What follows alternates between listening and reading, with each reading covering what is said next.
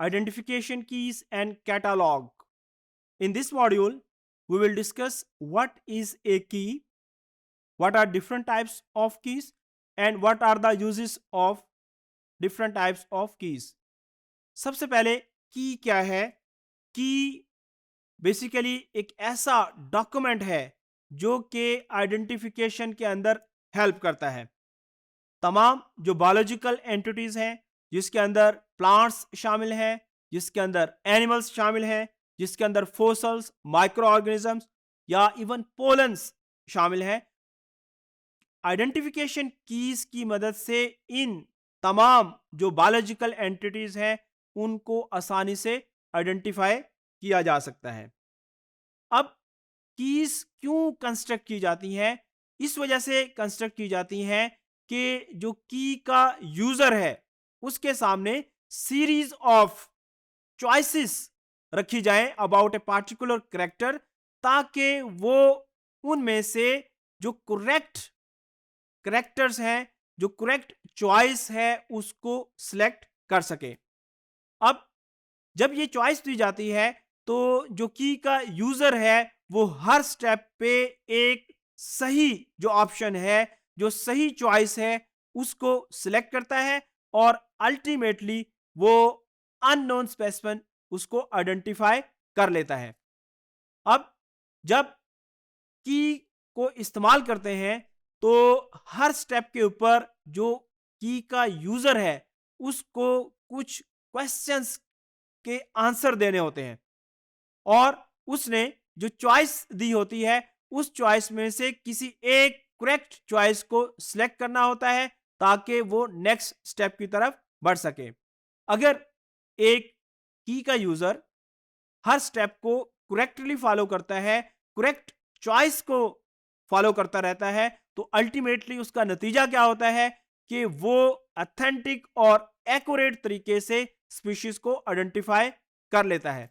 लेकिन अगर जो स्टेप्स हैं उनको वो प्रॉपरली फॉलो नहीं कर सकता, सही चॉइस उसने सिलेक्ट नहीं की, तो अल्टीमेटली जो स्पीशीज की आइडेंटिफिकेशन होगी वो भी रॉन्ग होगी. अब अगर ऐसा हो कि की के अंदर जो चॉइस है उसमें सिर्फ दो ही अल्टरनेटिव हो, तो उस सूरत में ऐसी जो की होगी उसको डाइकोटमस की कहेंगे. डाइकोटमस की जो है इसको सीक्वेंशियल की, एनालिटिकल की या पाथवे की भी कहते हैं. लेकिन दूसरी सूरत में अगर हर स्टेप पे दो की बजाय ज्यादा ऑप्शंस अवेलेबल हैं, ज्यादा चॉइसेस अवेलेबल हैं, तो ऐसी की पॉलीटोमस की कहलाती है. अब हम देखते हैं कि कीज का जो इस्तेमाल है वो इंपॉर्टेंट क्यों है. क्योंकि जो की है ये ऑर्गेनिज्म की आइडेंटिफिकेशन के लिए हेल्पफुल होती हैं. क्योंकि अगर की अवेलेबल है तो एक जो टेक्सोनोमिस्ट है उस की को फॉलो करते हुए आसानी से अपने जो स्पेसिमेंस जो कि अननोन स्पेसिमेन है उनको आइडेंटिफाई कर सकता है. लेकिन अगर की अवेलेबल नहीं है तो फिर क्या होगा? फिर ये जो टेक्सोनोमिस्ट है ये कैरेक्टर्स की स्टडी करने के लिए thousands, hundreds of thousands of जो कीज या कीज पब्लिश डाटा जो है जो अवेलेबल है उसको कंसल्ट करेगा. और ये एक बहुत हेक्टिक जॉब है, क्योंकि अगर की अवेलेबल नहीं है तो जो पब्लिश डाटा है जो कि की फॉर्म के अंदर नहीं है बल्कि इसके अंदर डिफरेंट कैरेक्टर्स के बारे में इंफॉर्मेशन है और ये पब्लिश डाटा पब्लिकेशंस की फॉर्म के अंदर है, बुक्स की फॉर्म के अंदर है, तो इसको कंसल्ट करेगा, उसमें बहुत ज्यादा टाइम लगेगा और ये एक हेक्टिक जॉब भी होगी. तो इन तमाम मसाइल से बचने के लिए आइडेंटिफिकेशन कीज बनाई जाती हैं ताकि जो टेक्सोनोमिस्ट हैं उनके लिए आसानी पैदा हो जाए और वो अननोन स्पेसिमेंस को की को फॉलो करते हुए आसानी से आइडेंटिफाई कर सकें. अब जब एक की का इस्तेमाल करना है तो उस की के इस्तेमाल के दौरान कुछ चीजों का ख्याल रखना बहुत जरूरी है.